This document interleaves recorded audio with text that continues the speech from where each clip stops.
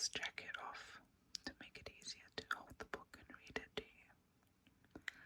But I did want to show it to you because it is, in my view, absolutely stunning. So the book is called A Day of Fallen Night by Samantha Shannon. Apparently a magnificent and sweeping epic, according to Jennifer Saint. There is another book written in the same world called The Priory of the Orange Tree, which I've not read or heard of before, so if anybody has and they recommend it, please let me know. But this cover, when I put it out, this full sweeping vista of the dragons, or as I think sometimes they're known as worms in the book. But they are beautiful. And they've got a slight embossment here.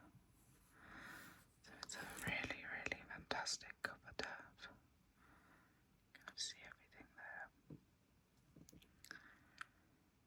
So Jennifer Saint said that it is intricate, beautifully realised, bold and vivid, and that Shannon is simply a master of the genre, according to C.S. Pacat. Okay, excellent. And Sarah Al-Arifi said it is a tale full of fire and spirit.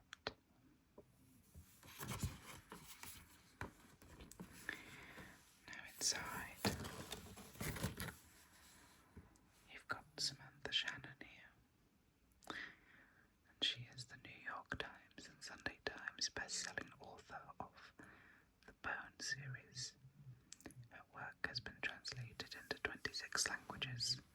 Her fourth novel, The Priory of the Orange Tree, was her first outside of the Bone season series, and was a Sunday Times and New York Times bestseller. And she lives in London. Well, so who knows, I could bump into her. There you can see the series is. There we go. The Bone Season, The Mime Order, The Song Rising, and The Mask Falling. I've got the blurb for the story. Duneva Mellum is a sister of the Priory. For 50 years she has trained to slay worms, but none have appeared since the Nameless One, and the younger generation is starting to question the Priory's purpose.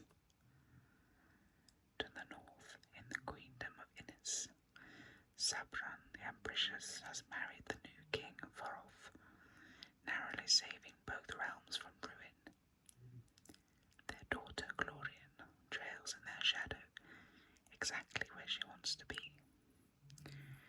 The dragons of the east have slept for centuries. Dumai has spent her life in a Zekinis mountain temple, trying to wake the gods from their long slumber. Now, someone from her mother's past is coming to upend her fate.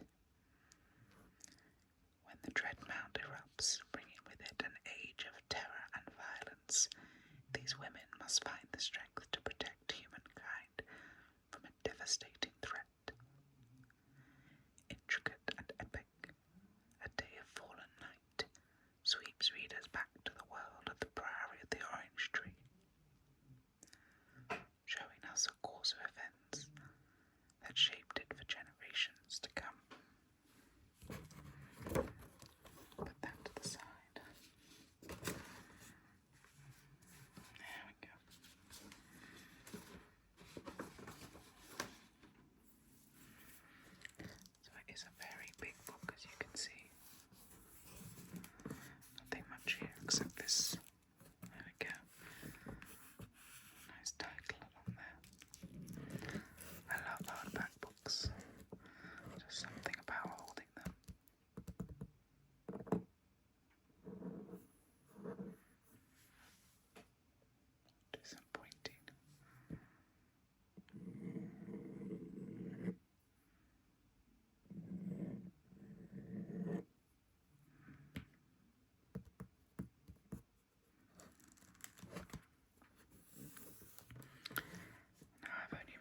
Spade, and so I'm excited to read it too.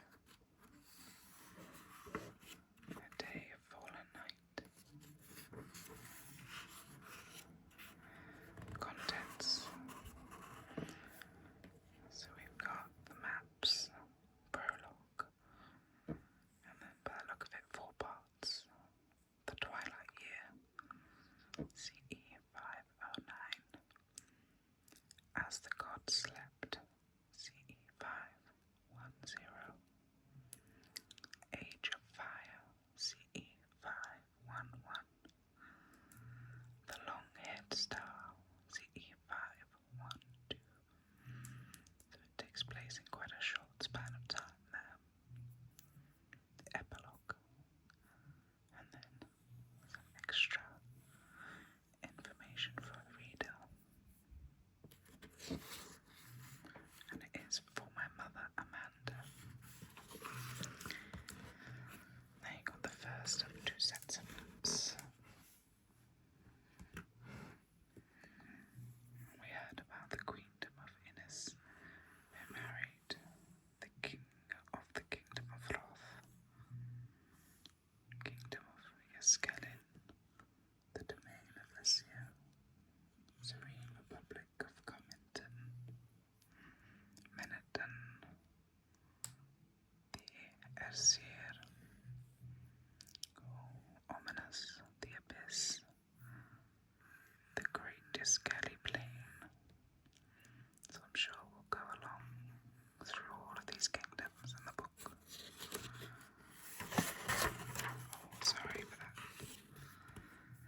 And then here a bit more detail in the Queendom of Innis, of the House of Berethnet, the fells and the leas, the downs and the marshes and the fens. So definitely an agricultural type of place here. Kind of gives me Scottish vibes. The Seiki, which is the House of Nazikin. I feel like I'm going to butcher some of these names. The Rayonti Basin, I like the sound of that. Lake Jasiro is over here at the foot of the mountains.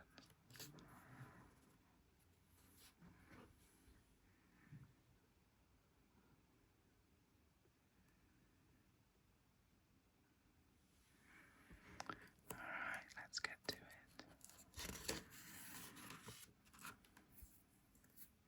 Prologue.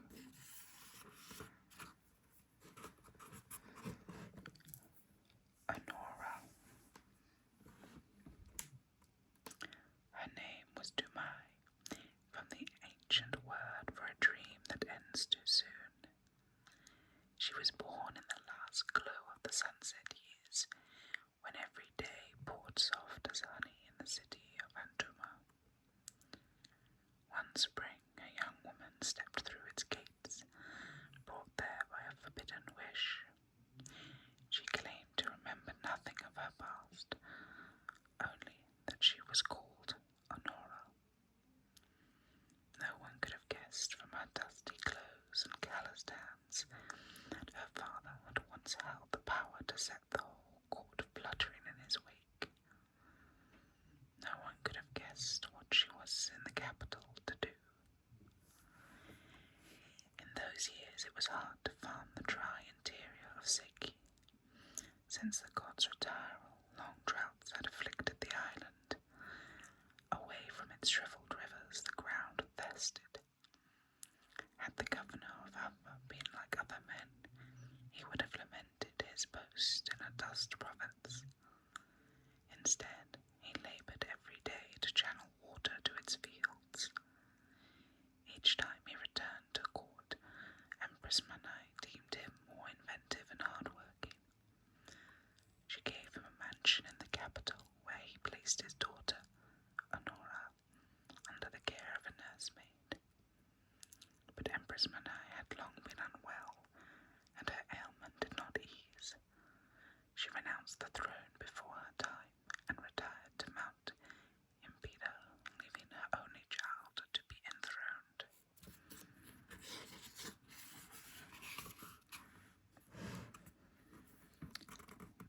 Prince Chorodu was still young, he had learned from his mother. In his first act, he summoned the governor of Ava and made him River Lord of Seki, overlooking all others in his favour. For a year, he was the most trusted and beloved of the boy emperor, so it shocked no one when he was suddenly banished, accused of having aroused a god to make his province thrive. One family surrounded the emperor, and they allowed no one else close, not for long. Their servants found Honora and flung her into the dark street. At 9, she was left a destitute orphan. Her nursemaid stole her back to Ava, and for 10 long years the world forgot them. Honora worked the fields once more. She learned to bear the sun. Without her father, water no longer flowed. She planted millet and barley and wheat, folding seed into dry earth. She lived with a burning throat and a dull ache in her bones. Each night she walked to the shrine on the hill, the shrine for the dragon Pajati, and clapped. One day Pajati would wake. One day he would hear their prayers and bring rain to the province.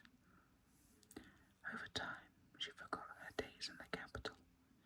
She forgot what it was like to hear a river or to bathe in a cool pond.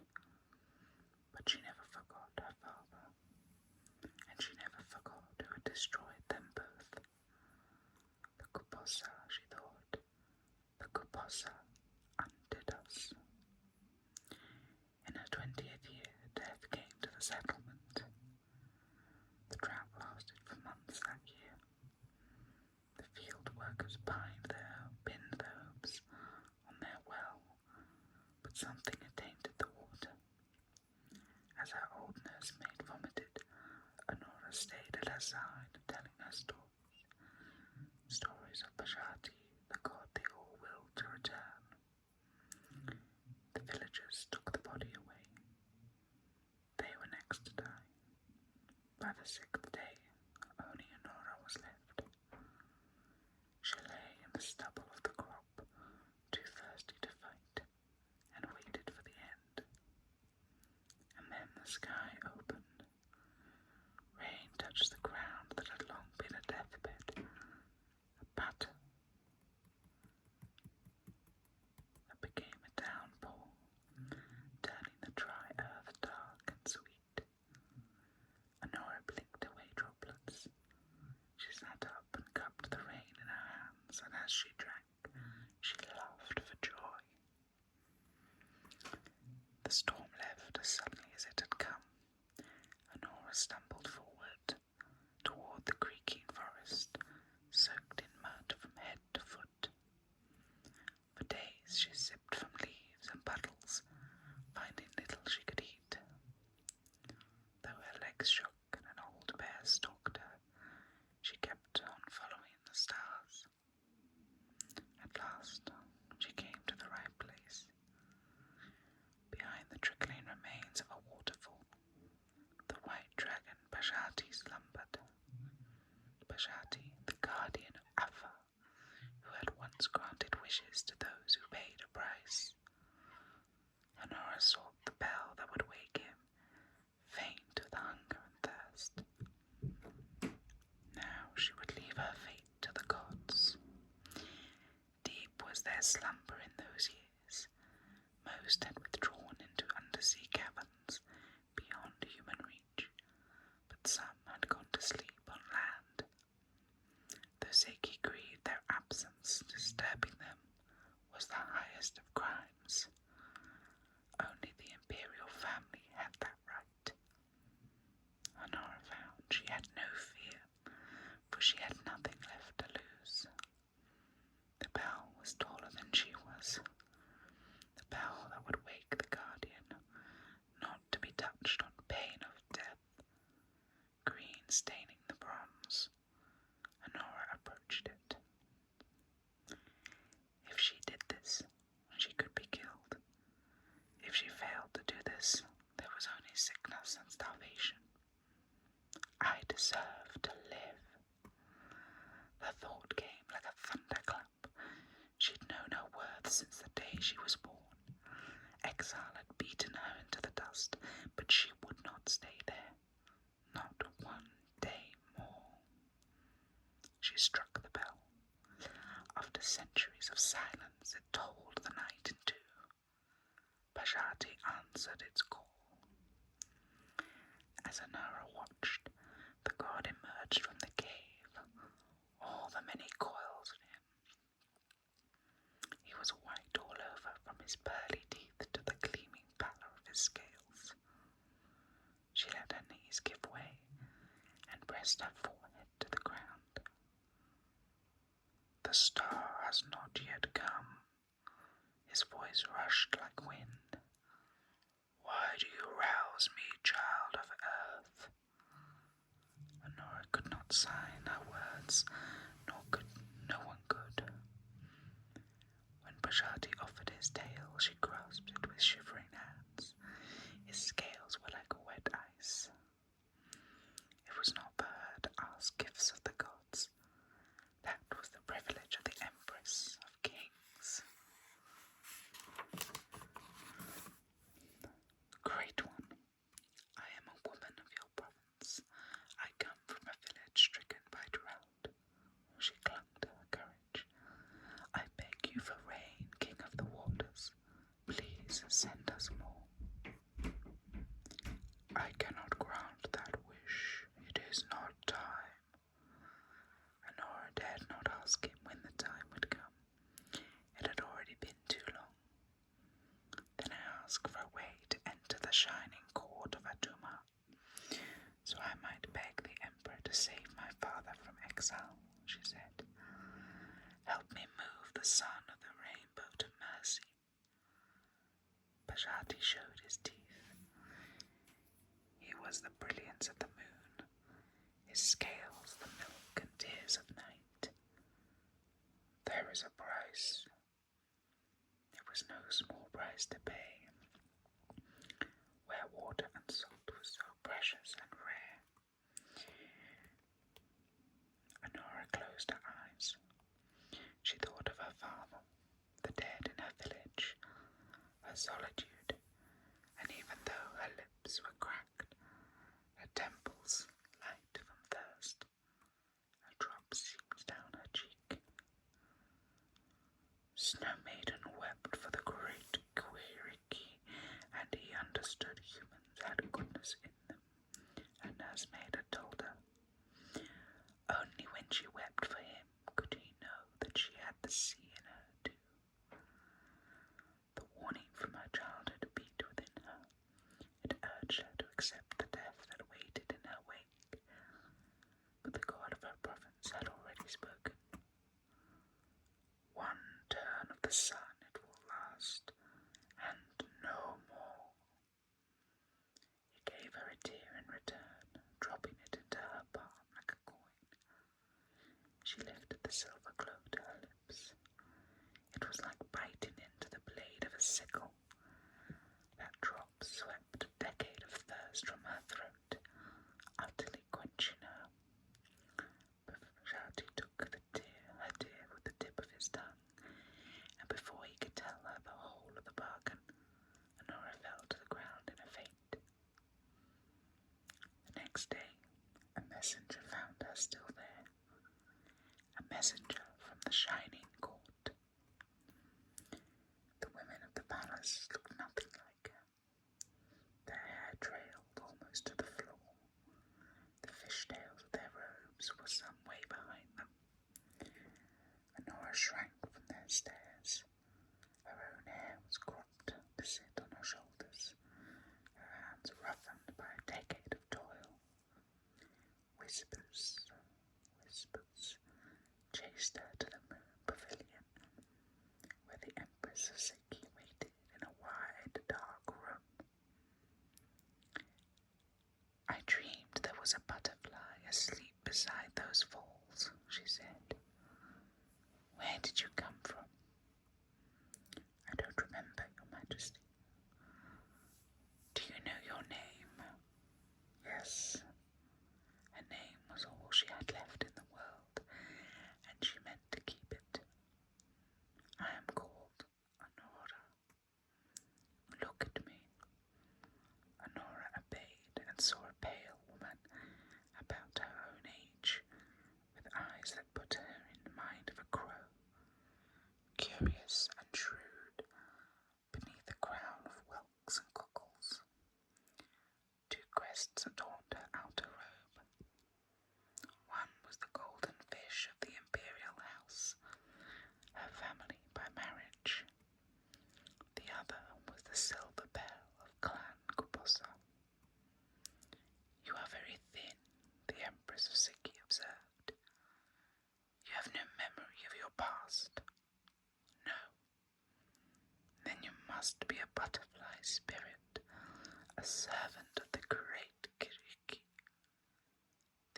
Spirits fade if they are not always close to water.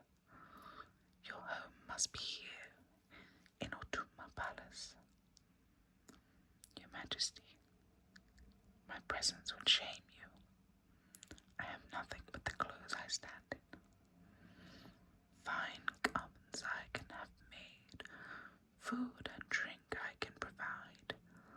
What I cannot give is the wit and talent of a courtier, the Empress said with a wry smile. Those things must be learned with time, but that I can give too. In return, perhaps you will bring my family luck. Anora bowed to her, relieved. This Kupusa Empress had no inkling of who she was. If she was to reach the Emperor, she would have to ensure that none of them did. Anora bided her time. Time had been a rare gift in Alpha. The courtiers spent theirs on poetry and hunting, feasts and music and love affairs. These arts were unknown to Anora. But now she had all the food she could eat and all the water she could drink. As she healed from the long chew of poverty, she grieved for those left in the dust, while the nobles soaked in private baths, helped themselves to water from deep wells, and rode in pleasure boats along the river Tikara.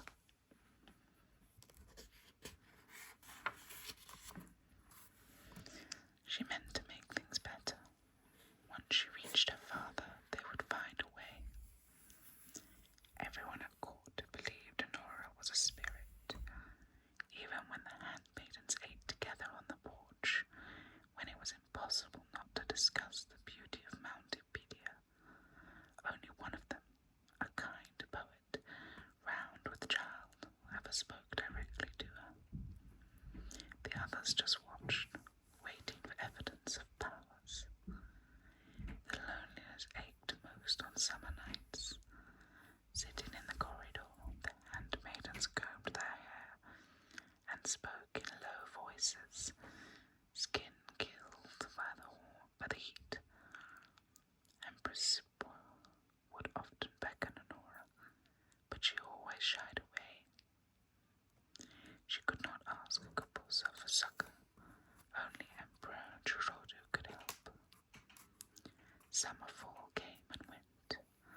As autumn reddened and gilded the leaves, Anora waited for the Emperor, who seldom emerged from his quarters in the inner palace.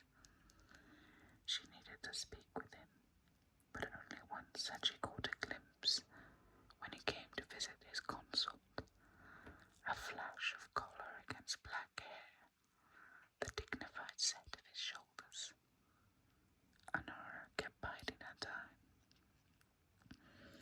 Empress Supo soon grew bored of her. Anora could not sew with cloud or spin a handsome prince from sea foam. Bajati had given her no power she could touch. She was sent to the other side of the inner palace, to a cramped room with a leak. Though a servant kept her brazier full, she could not shake the cold. In Alpha, people had danced to keep warm in the winter. Even when their bodies protested, it was time to start again. The next day she rose before dawn and walked to the roof balcony that enclosed the inner palace. The north side faced Mount Impedia. Anora stood before it, and she danced. The Grand Empress had gone to that mountain. Anora craved the same escape. If she failed to reach the Emperor, she would have to find some other way to save her father. But she had no idea where to begin. For the time being, she would escape into this, her winter dance. Now change had come, it would not stop. One night a note slid under her door with 2 white leaves from a seasoned tree, both impossibly perfect. Sleepless, I wandered before sunrise.